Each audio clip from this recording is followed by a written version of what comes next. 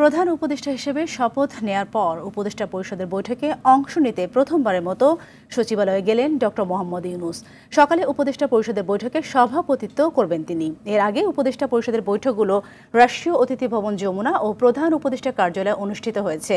সচিবালয় মন্ত্রী পরিষদ বিভাগের মন্ত্রিসভা কক্ষে আজকের উপদেষ্টা পরিষদের বৈঠক অনুষ্ঠিত হবে।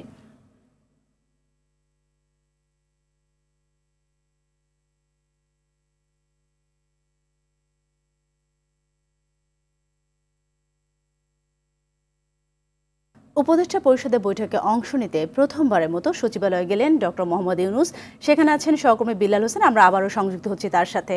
বিল্লাল, জানাবেন উপদেষ্টা পরিষদের বৈঠক নিয়ে আপনি সর্বশেষ কি কি তথ্য জানতে পেরেছেন, আর প্রধান উপদেষ্টার আগমন ঘিরে সেখানকার নিরাপত্তা কতখানি জোরদার হয়েছে সে বিষয়ে একটু তুলে ধরবেন।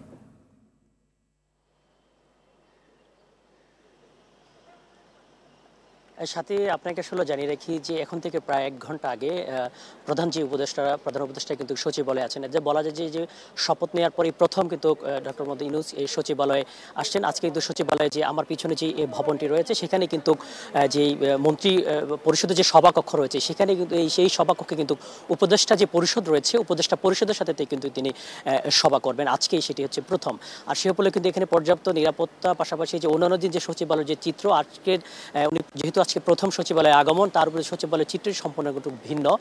বলে রাখি যে এর আগে যে উপদেষ্টা পরিষদের যে সভাগুলো হয়েছে সেই সভাগুলো সাধারণত প্রধান উপদেষ্টার যে কার্যালয় সেখানে, পাশাপাশি যে রাষ্ট্রীয় অতিথি ভবন যেই যমুনা সেখানে কিন্তু অনুষ্ঠিত হতো।